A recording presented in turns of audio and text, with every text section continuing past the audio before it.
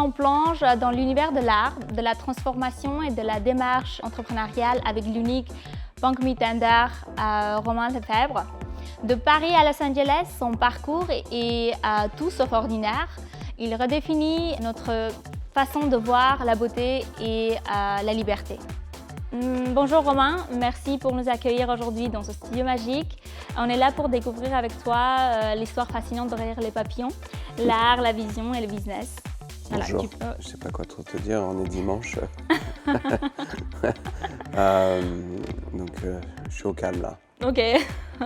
Romain, ton art est reconnaissable entre mille. Audacieux, sensuel, en perpétuelle transformation.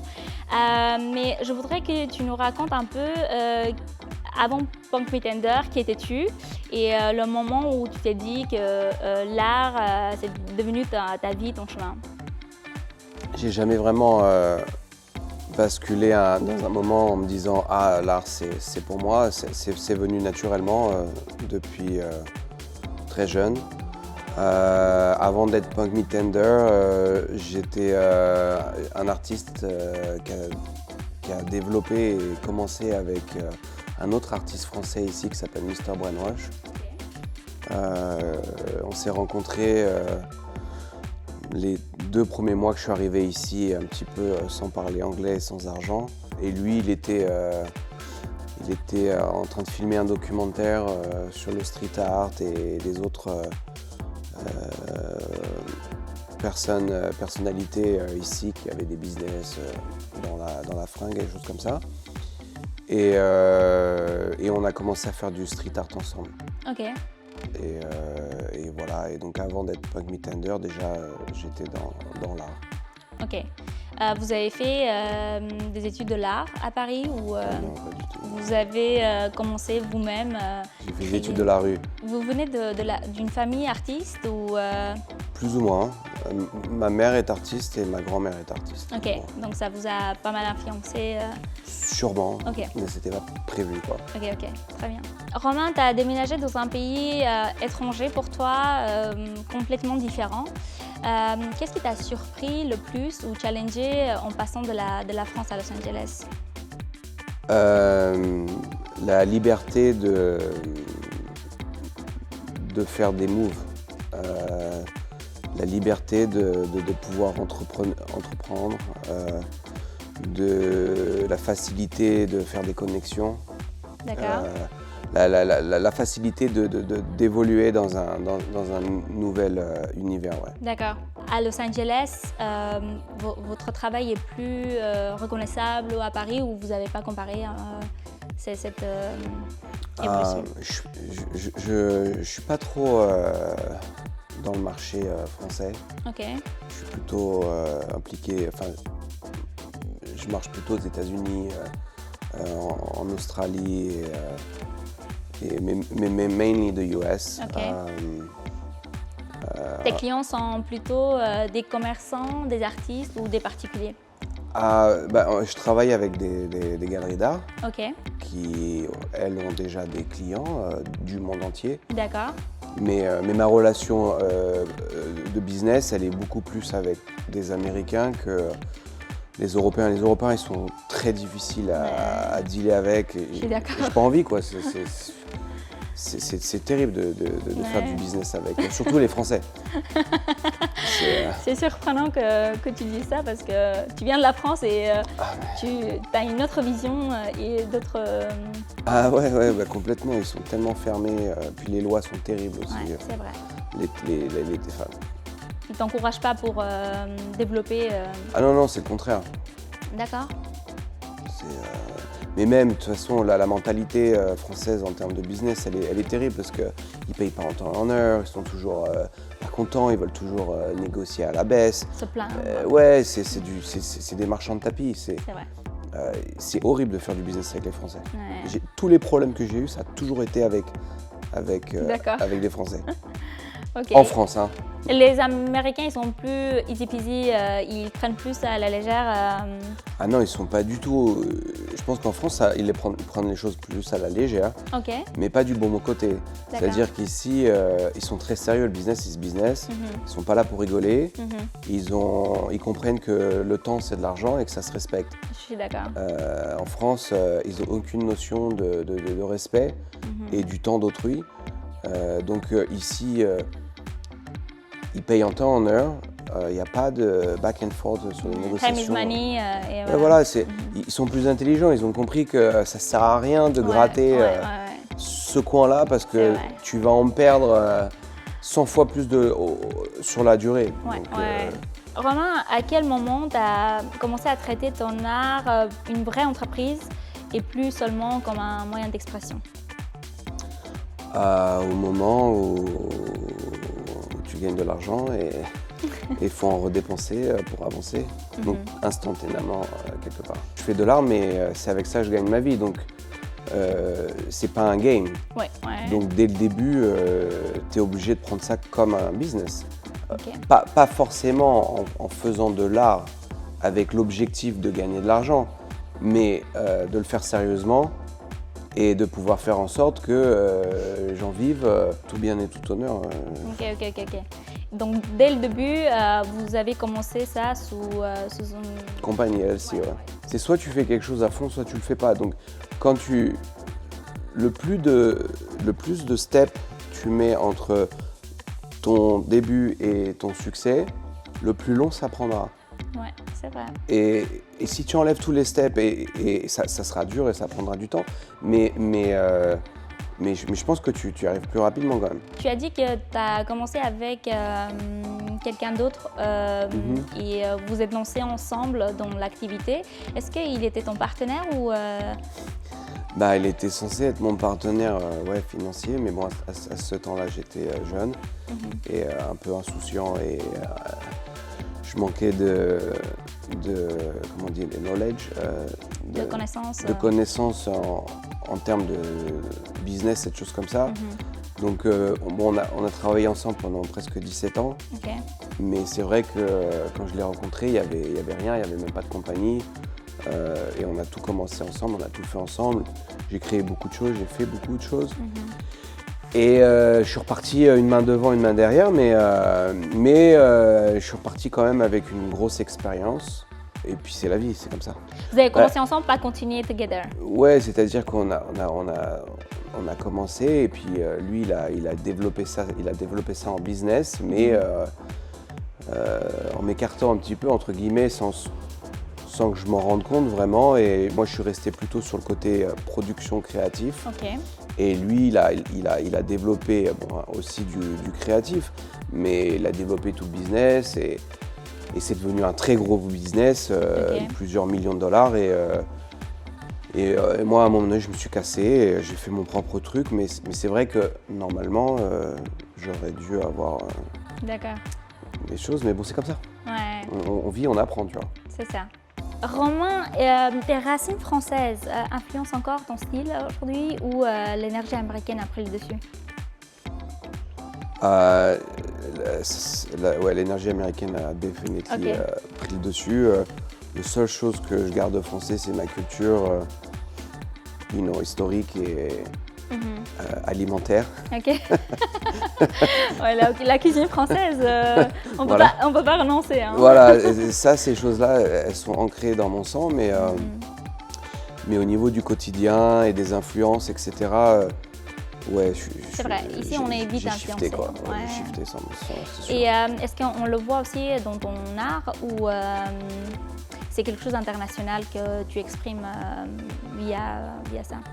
Je sais pas, je réfléchis pas trop à ça, mais c'est sûr que c'est plus libéré que si j'étais en France. En France, ça critique beaucoup, et puis ça copie beaucoup en France.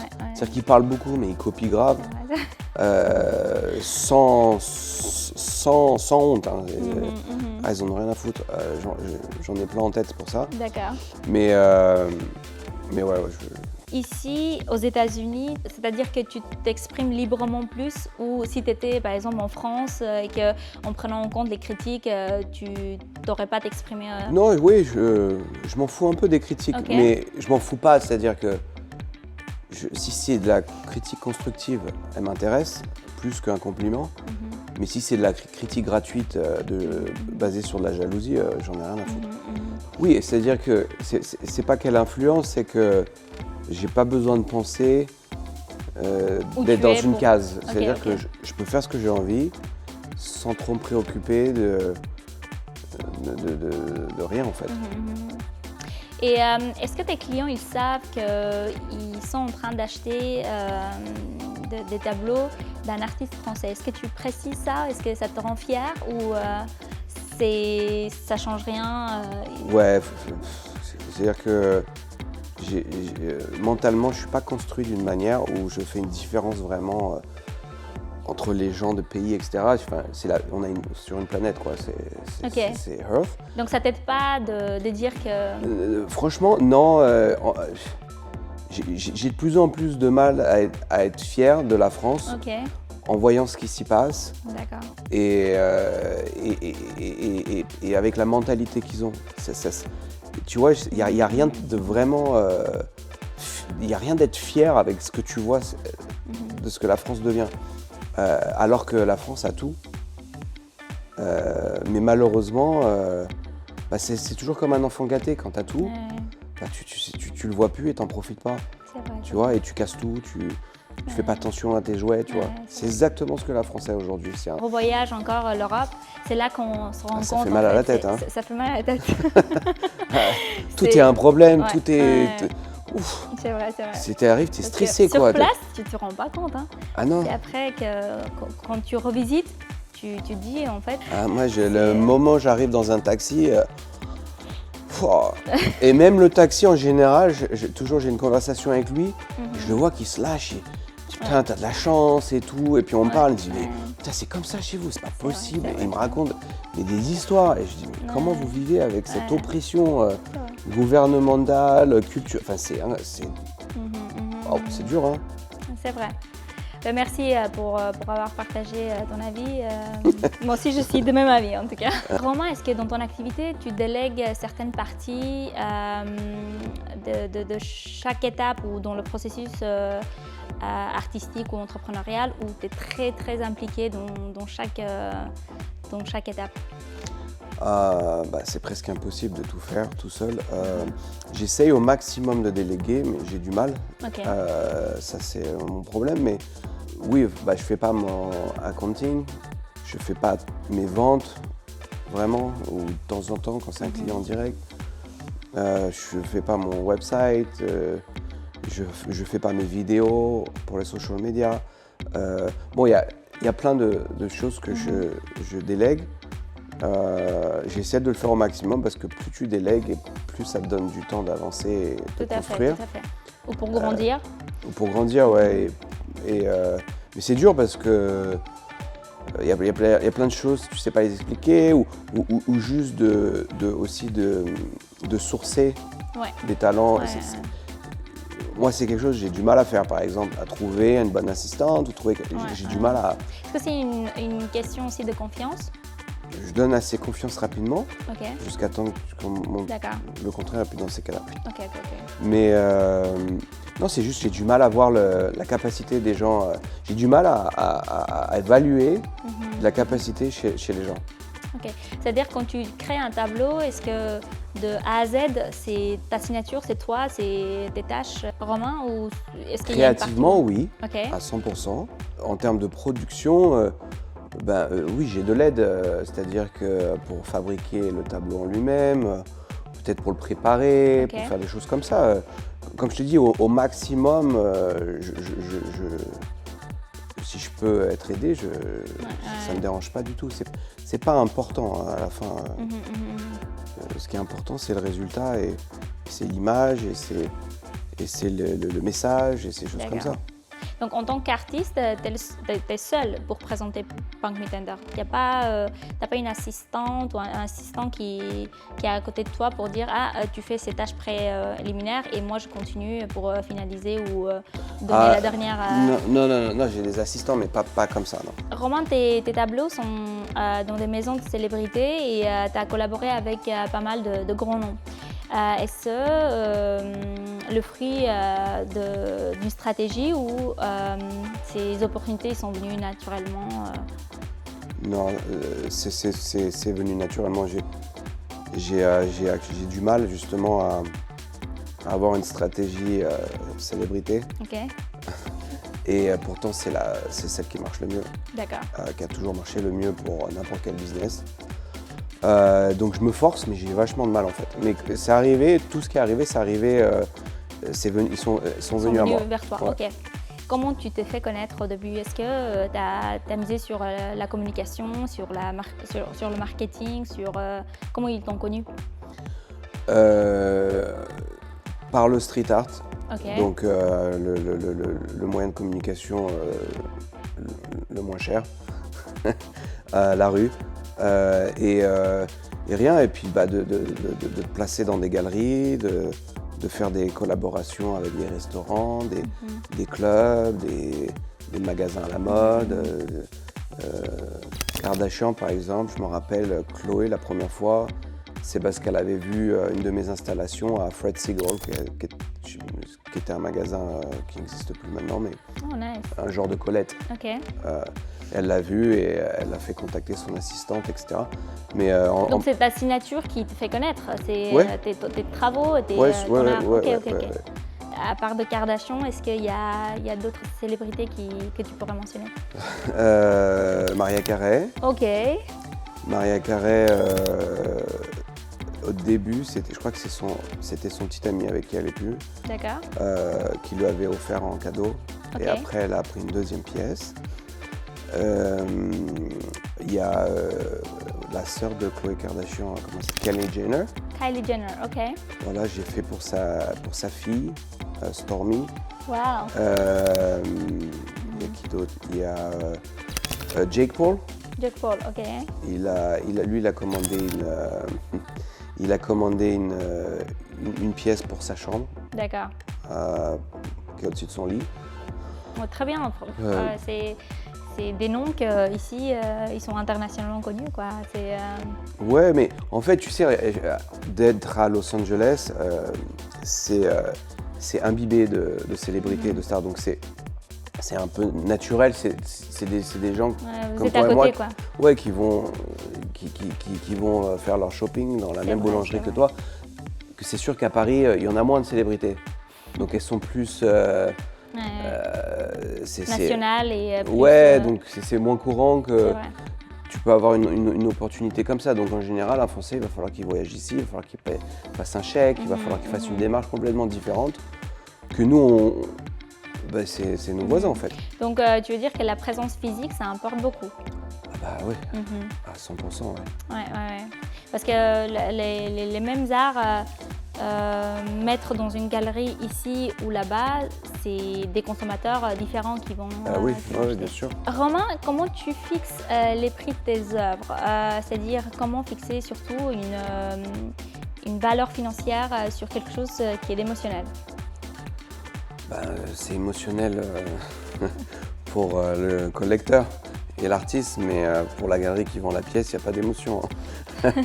Donc Mais c'est plutôt entre toi et ton art, l'émotion. je pourrais dire. Oui, c'est-à-dire que le prix, il est déterminé par plein de facteurs. Bien sûr, le coût de fabrication, D'accord. mais qui en général n'est pas élevé. Les coefficients de Matières premières et de travail. rentabilité, alors, énormes. D'accord. C'est le temps, Ok. c'est la taille. D'accord. Puis après, le prix, il se fait petit par petit, en fait. Tu Ok. commences en bas de l'échelle, à des prix qui sont de débutants, on va dire, qui ont du sens, que c'est normal. Bon, voilà, quelques milliers de dollars, enfin, je sais pas, 1000 dollars, 2000 dollars, j'en sais rien. Et puis, à force d'en vendre, le prix grandit et puis généralement, tu fais des petits formats. Donc après, tu commences à faire des trucs plus grands et puis le prix, voilà, d'année en année, il s'adapte par rapport au marché et par rapport à là où tu te situes dans le marché. Est-ce que ça dépend aussi qui est l'acheteur qui est devant toi? Non. C'est pas... Le prix, il n'est pas la tête. Ok. Non. Le prix, il est le même en Australie qu'à Los Angeles, qu'en direct. Ça, c'est important. La base, c'est justement de créer un prix, et ce prix-là, il doit être le même partout. D'accord. Sinon, tu tues ton business. Ok. Romain, tes papillons sont omniprésents dans tes travaux. Je vois partout, ils sont devenus ta signature, ton empreinte visuelle. Tu peux nous dire un peu qu'est-ce qu'ils symbolisent pour toi profondément? Ils symbolisent la liberté, la transformation, partie de la liberté, la connexion avec quelque chose de plus, comment dire, l'univers? Ouais, la magie, quoi. La magie de ce qu'on ne connaît pas, de ce qu'on peut juste imaginer. C'est ça. Puis la beauté, la simplicité, c'est un papillon, il est super compliqué en fait, physiquement. Si tu regardes en détail, techniquement, comment un papillon est fait, c'est des ailes très fines, il y a beaucoup de couleurs, et pourtant c'est super simple. Et puis ça se déplace d'une légèreté comme le vent. Et est-ce que dès le début, tu as commencé avec cette signature, cette image pour présenter Romain Lefebvre? J'ai pas cherché à utiliser le papillon comme une signature. Ok. Je cherche pas à l'utiliser comme une signature, mais ça l'est devenu quelque part, plus ou moins. Mais j'aime pas rester dans des cases. Ouais. Donc, ok. Donc les gens peuvent le dire, mais moi j'aurais du mal à le dire. Parce que ça me stresse de me dire que c'est ma signature. Non, je vais avoir la possibilité de faire 1 million de trucs. D'accord, mais on le voit partout. C'est vrai, oui, mais après ça fait partie du DNA. Ok. Dans le sens où c'est quelque chose qui s'est développé naturellement, comme le métamorphosis d'un papillon.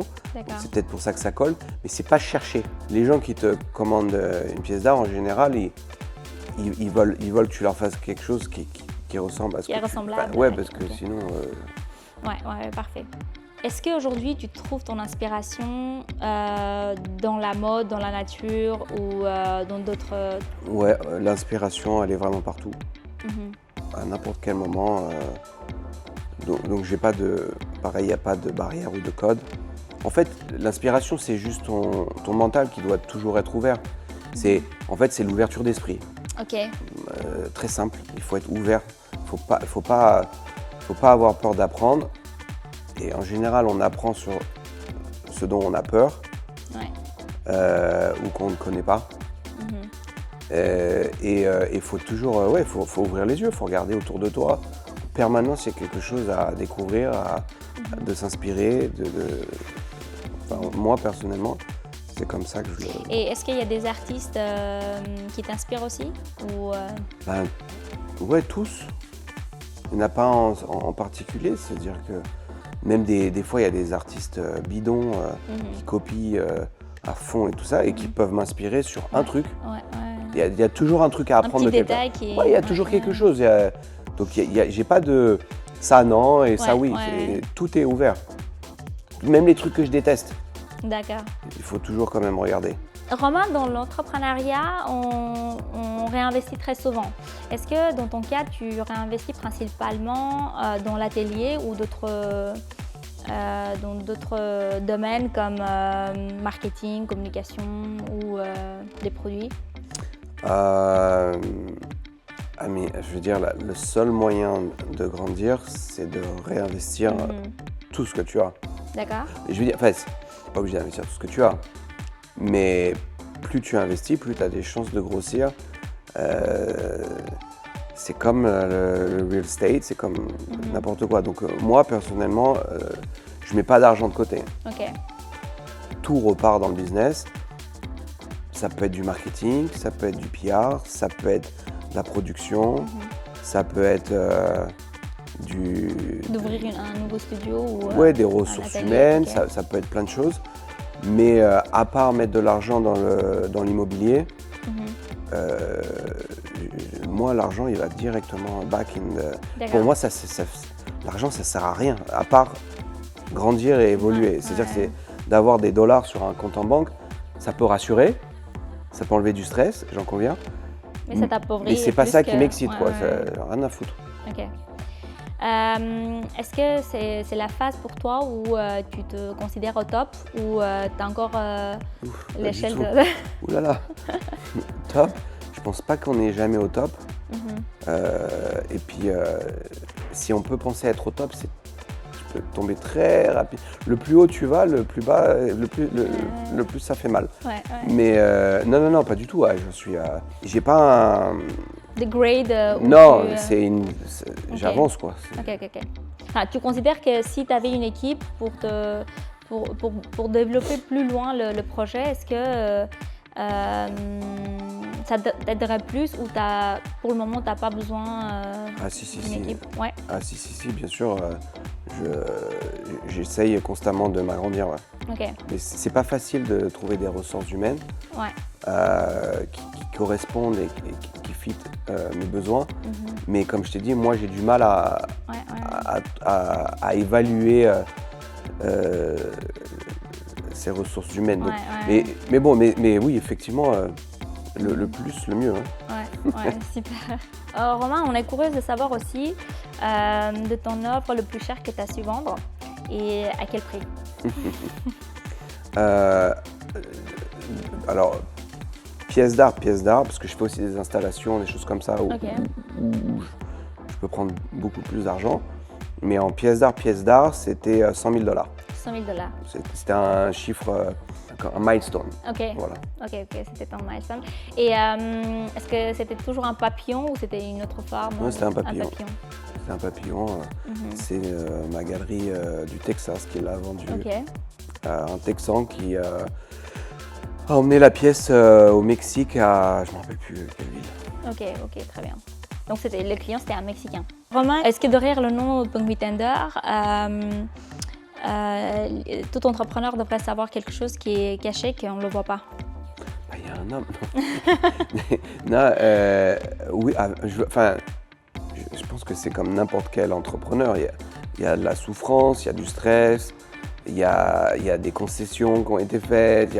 C'est très très dur, c'est-à-dire que les 5 minutes de succès, peu importe qu'il est, c'est de la fame, de l'argent ou whatever, il coûte 95% de souffrance. C'est ça qui est derrière. C'est très bien défini. Et est-ce que tu as commencé de zéro from scratch ou tu avais déjà une base, que ce soit financière ou d'expérience? Zéro. Je parlais pas la langue, j'avais $0. C'était les Et années j'avais même pas de papier. Ah, tu as commencé ton activité quand tu étais même illégal? Ok, waouh. Ça peut encourager pas mal de gens, je pense, de passer d'une situation à ce qu'on voit ici. De commencer from scratch, c'est très très difficile. Surtout ici aux États-Unis parce que on peut très vite devenir pauvre et je veux dire l'échec, ça te coûtera plus cher ici qu'ailleurs, je pense. L'Amérique est un pays où il y a tellement de manières de se retourner, de se sauver. Il y a quand même beaucoup de manières, financièrement, je veux dire. Il y a toujours quelque chose. C'est vrai. Tu peux trouver. Je ne vais pas dire le contraire, mais pour moi, quand tu tombes, ça te fait plus mal parce que tu arrives à... le début, c'est très haut. Après, quand tu tombes, plus t'es haut, plus tu tombes. Oui, effectivement. Mais en France, tu peux pas aller en haut. Donc vrai. c'est pour ça que ça fait pas mal. Je suis 100% d'accord. Je suis 100%. Tu stagnes. Dès que tu vas aller un peu plus haut, ils te font mal tout de suite. C'est la grosse différence que j'ai trouvée. Donc il n'y a pas de truc. Ouais. Mais quand tu pars de zéro, je veux dire, n'importe qui, n'importe où dans le monde, avec n'importe quel handicap, j'en suis convaincu, peut arriver à faire des miracles. Mais le chemin, c'est. Il faut être prêt à le faire, quoi. Ouais. Mais quand tu n'as rien à perdre, c'est vrai. sur tous les plans, je veux dire, tu ne peux que gagner. Ouais. Donc c'est juste qu'il faut du courage. Il faut du courage et croire en soi. Voilà. Et de volonté qui te gardera sur. Il ne faut pas être feignant, non. C'est vrai. Mais la feignantise, c'est l'insécurité, je pense. Primordialement, c'est de l'insécurité. C'est de ne pas avoir confiance en soi. Donc on préfère se... Ouais. Ok, parfait. Romain, sur base de ton expérience, je te demanderais de donner maintenant un conseil à un artiste créatif qui rêve de vivre de sa passion à l'international. Vraiment, il faut juste y aller, quoi. Fais-le. Il n'y a pas de... Le moins chargé, tu arrives ici, le mieux. Ok. C'est-à-dire, quand je dis chargé, c'est-à-dire avec des bagages. D'accord. Donc le plus tôt, le mieux. C'est-à-dire, vaut mieux partir ici avant d'avoir des enfants, avant d'être marié, avant d'avoir gagné de l'argent, avant d'avoir des responsabilités. Parce que de bouger aux États-Unis en ayant déjà fait une petite partie de ta vie en France, je pense que c'est compliqué. Je pense que tu as du mal à let go. D'accord. Et tu te retrouves dans des situations où je vois beaucoup de gens qui repartent et qui perdent tout, en fait. Ce que je dirais, c'est pars le plus tôt possible. D'accord. Et est-ce que les artistes qui n'osent pas de bouger, on pourrait dire que c'est mieux ici qu'ailleurs, ou Los Angeles, c'est un pays où on encourage les artistes de faire leur création? Non, alors pour le coup, par exemple en France, le gouvernement donne beaucoup d'aide pour la culture et le développement des artistes. Ça, c'est vrai, ça existe. Mais c'est-à-dire que c'est des chiffres qui pour nous sont ridicules. Mais pour la France, c'est correct. Mais ils te donnent assez pour pouvoir développer ton art, mais pas vraiment non plus pour éclater sur un point de vue international. C'est-à-dire on te garde dans une cage et on voilà. te donne à manger. Ouais, voilà, on donne à manger gentiment. Très sauvagement, mais... Voilà, ici il y a zéro aide, il n'y a pas d'aide. C'est-à-dire qu'au niveau culturel, ils ont pas de notion vraiment. Tu es plus businessman qu'artiste, on peut dire ça? Voilà, ouais, okay. C'est ça, ouais. Ok, parfait. Je voudrais savoir pour toi, qu'est-ce qui signifie la liberté aujourd'hui? La liberté aujourd'hui, la liberté, c'est de pouvoir s'exprimer comme on veut, se déplacer comme on veut, et d'avoir la santé. Je suis d'accord. Ça, c'est la liberté. Après, effectivement, pour se déplacer comme on veut, il faut de l'argent. On peut dire que l'indépendance financière peut résoudre toutes les questions de liberté dans n'importe quel domaine? Je ne suis pas d'accord parce que l'indépendance financière, il faut la définir parce que oui, effectivement, on peut avoir la possibilité d'acheter ce qu'on veut, quand on veut et à n'importe quel moment, mais pour pouvoir avoir ça, il y a des contraintes pour pouvoir avoir cette finance. Une compagnie à gérer, des employés, des choses comme ça. Donc, à moins d'être rentier, l'indépendance financière, le mot indépendance, il n'est pas vraiment justifié en fait. Il y a une opportunité financière, il y a des possibilités financières, mais on n'est jamais indépendant de l'argent en vérité. D'accord. Pour en gagner, il faut être dépendant de quelque chose, d'un business ou d'autre chose. Qu'est-ce que tu veux dire par liberté, en avoir une bonne santé? Parce que déjà, si tu as des problèmes de santé, il y a des choses que tu ne peux plus faire. Tu dois faire attention, peut-être voyager, peut-être travailler dur. Physiquement, tu ne peux plus te le permettre, des choses comme ça. Donc, d'avoir la santé, c'est d'avoir la liberté d'avoir le corps humain que tu as besoin pour pouvoir faire ce que tu as envie. Et puis, la liberté mentale, parce que d'être en accord avec ton corps, Très bien. forcément tu seras mieux dans ta tête. D'accord. L'harmonie, Ouais. que c'est pas chaque personne qui a malheureusement à ce temps-là, mais je pense que dès qu'on a un problème au niveau de santé, on pense qu'à ça et on laisse tomber les autres. Bah oui, il n'y a pas le choix. Ouais. Si on ne peut pas fonctionner, Est-ce que quand tu retournes en France, il y a quelque chose qui te manque quand même? Que ce soit culinaire, comme tu as mentionné, ou que ce soit un peu culture. ouais, ce qui me manque en France, c'est pas Paris, quoi. C'est la vraie France, c'est-à-dire dans la campagne, dans le sud de la France. Ce qui me manque, c'est un petit peu cette nature et ce bon vivant, ce côté bon vivant que tu peux rencontrer chez des gens en France. Moi, quand je parle mal de la France et du business, je parle de Paris, quoi. Je parle de ces gens-là, mais quand tu vas tu vas plus dans la France, tu rencontres des gens extraordinaires, des gens simples, qui ont des artisans.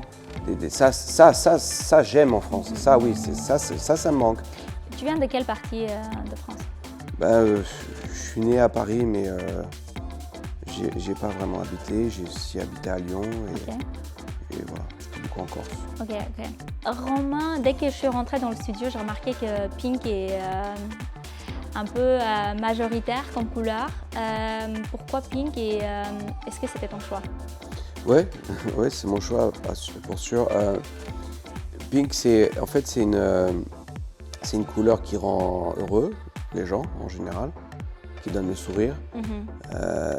Et elle ne représente jamais, elle ne représente pas de religion, de pays, de race. Elle est très neutre. Et en fait, pour moi, elle représente plutôt l'enfance. D'accord. Et elle a ce côté un petit peu pur. Innocente. Ouais. Ok. J'ai compris. Très très bon en tout cas. Et on le voit aussi dans ton art. Est-ce que c'est le même lien, c'est la même signification? Ouais, je sais pas pourquoi, j'ai toujours été attiré par la couleur rose. Ouais. Parce que Pink, pour moi, je vois plus ici qu'ailleurs. C'est sûr qu'en France, mais encore une fois, ça c'est la mentalité française un petit peu fermée d'esprit. C'est qu'ils attachent le rose aux filles, le bleu aux garçons. Ça c'est complètement débile. Mais ça a toujours été un truc français de faire une grosse différence entre les hommes et les femmes en termes de mode. C'est pour ça que je dis que c'est plutôt une couleur américaine parce qu'ils utilisent beaucoup garçons et filles, de représenter aussi la liberté, la liberté en soi dans n'importe quel domaine. C'est la liberté pour moi, de dire que c'est une couleur qui, si te rend joyeux, pourquoi donner du sexe ou c'est un peu stupide de dire, quand tu réfléchis, c'est une couleur, quoi. Ouais, c'est ça. Qu'est-ce que c'est ça. Je veux dire, c'est... C'est qu'on voit. Pour quelqu'un qui est colorblind, par exemple, il va même pas voir la différence.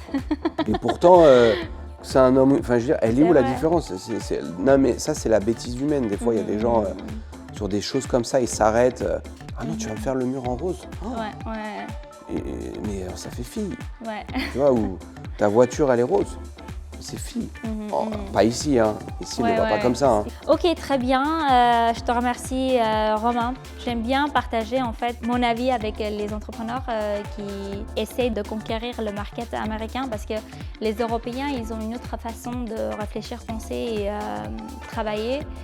Et je pense que le point en commun qu'on a, c'est qu'on vient de l'Europe et on essaie de pas changer la mentalité, mais s'adapter à ce qu'on voit, à ce qu'on ressent et créer. La plus importante, c'est créer quelque chose qui sera utile à cette génération, à cette nouvelle génération. Merci beaucoup et on se retrouve très bientôt pour une nouvelle série avec une nouvelle histoire de succès.